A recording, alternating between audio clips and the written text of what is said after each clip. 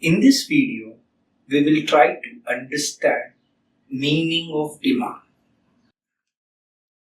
Well, many of us try to understand that demand is desire.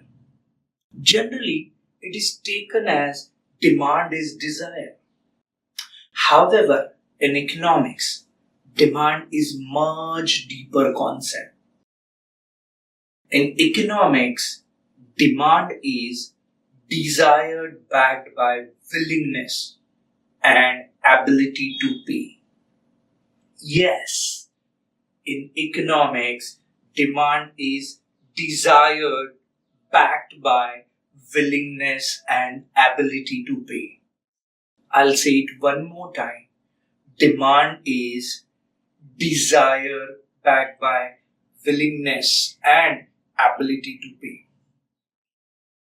In order to understand this whole concept of demand economically, let's understand the background of it. Well, every demand starts with desire. What is desire? It's an urge for something. It's want for something or some commodities. So, how does this desire comes into picture? The reason lies in the microeconomics concept of consumer behavior, in simple word, utility. What utility is? Utility is ability to satisfy the want of a consumer. So it's a want satisfying power of a commodity is called as utility. So what actually happens? Every commodity which has a utility, consumer sees that utility and the desire, the urge is created to have that commodity and thing. So what do I understand? This desire, that urge to have something is desire. But does it create the want or does it create the demand? The answer is no. It's just the desire. It's just the urge. It's just the intensity of want. So, how does it leads to demand? In order to reach to demand, there are two more aspects you need to have or clarity on. One, ability to pay. In simple word, we call it as purchasing power. So, I can demand anything. I have desire for stars and moons, or I have desire for a very luxurious car. But do I have money? The answer is no. So it will only be a desire. It will not reach to the demand stage. So in order to reach a desire to the demand stage, there are two more aspects. One is ability to pay, or in simple word, purchasing power. So in exchange of money or commodity, I should able to get that commodity, what I demand for a desire for. So I should have sufficient money to create the demand for the product. It's not only that money I need, I also have that willingness to buy for that. So I have a desire, I have a money, but as of now, I don't feel to buy it. Do you understand? So it will lead to a demand only when a desire is backed by willingness and ability to pay. I'll explain this concept with 3 examples. I start with television. So I'm a very poor person, probably lives in a slum area. So what do I see? My neighbor has bought a color TV and I am seeing that they are enjoying in their houses watching TV. So I see a desire for purchasing of a color TV. So what do? I go to the market. I inquire for the product. They says, if you want to buy a 22 inches color TV, you need to pay 24,000. My monthly salary running into 5,000 rupees. Even the EMI is going 3,000 rupees per month. How can I survive my family? Because I have first priority. So, even though I have a desire for TV, I cannot buy because I don't have paying capacity or purchasing power for the TV. Similarly, there is a rich person looks into a TV which has a very attractive latest feature. He has sufficient money to buy also. But he says, well, I already have a TV at my place. So I don't want it right now. Probably during Diwali phase, I will think of buying it. So in this case, this person has the willingness for the TV.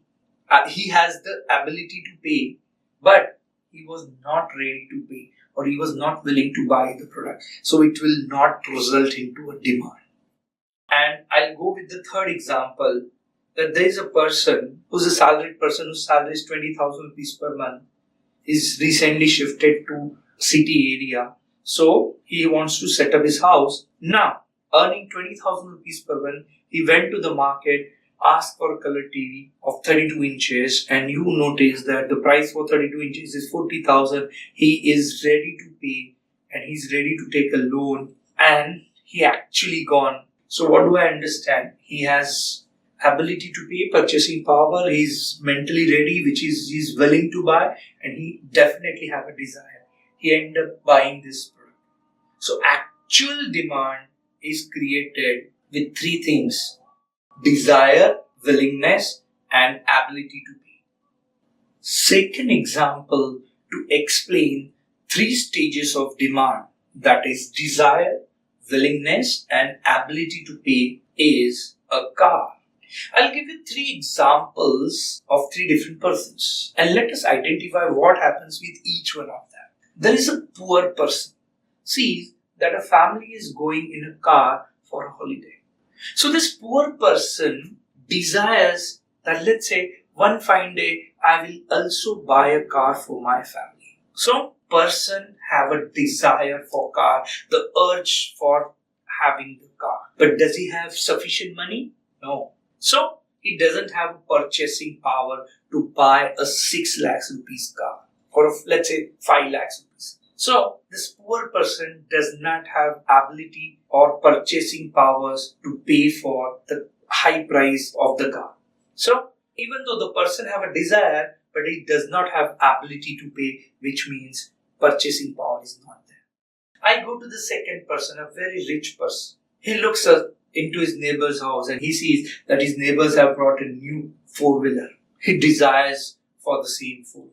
He's so rich that he can buy the product. So he has a desire for the product. He has the ability to pay, or let's say purchasing power. But he says, where will I keep this third car? I have already 2 cars in my garage. So what do? I'll sell the one and then I'll think of buying the other one. So I presently need not have the want. I need not have to create a demand for the car because I already have 2. Once I sell one, I'll think of buying this car. So in this example of rich person, he has desire, he has purchasing power or ability to pay, but he was not willing to buy or create demand. So in order to create actual demand, let's go to the third example. Employee of a company is newly promoted to a sales manager level and his salary has been hiked to 1 lakh rupees per month. So now since he can earn 1 lakh rupees per month, he can easily buy a car. Since it's a manager, he desires for a car because he has to go for the places to places. So he has a desire for a car. He has ability to pay. He's ready to pay for that. So he's willing to pay.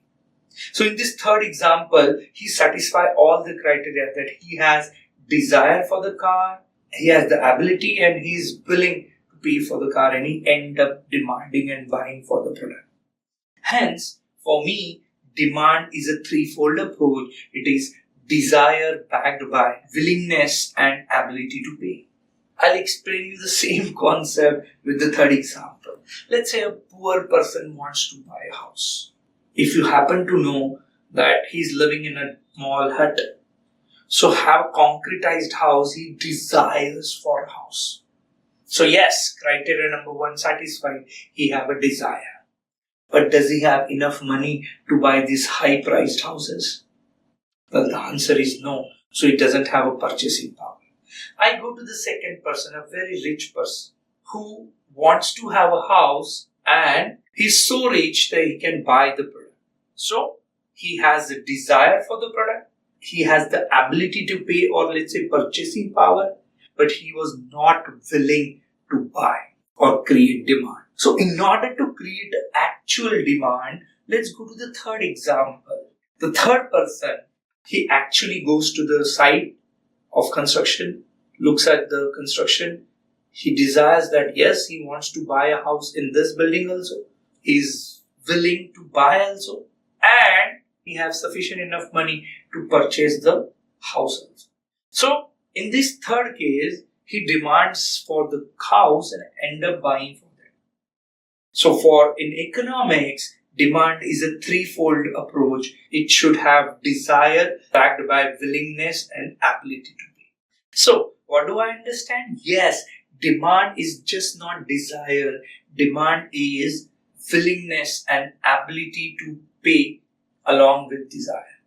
That's where every demand is an effective desire. What is effective desire? That without desire you cannot reach to a demand. If a person is having a demand, he has to have a desire for it. So that desire leads him to end up getting into the demand. While every desire need not end up into a demand, because there are other two criteria which probably will not get satisfied. Those are willingness to pay and ability to pay. Hence, what do I understand? There are certain features of demand. Utility is a basis of demand. Demand is a relative concept. In order to have a demand, should be given the reference of time and price, because it changes with time and price. In nutshell summary, what do I understand in this video? That demand is not only desire, because desire is only the urge for something.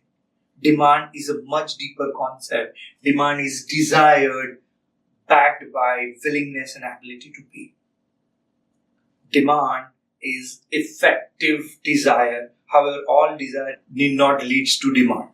Also, these are the three features has to be satisfied, that the demand should have desire, willingness to pay, and ability to pay.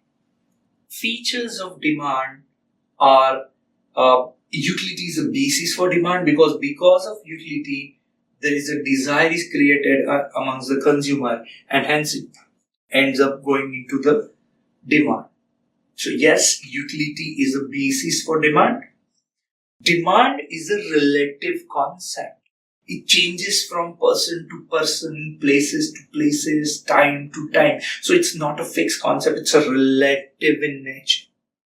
And third feature is demand should always be backed up or given with the reference of time and price, because with time and price it changes.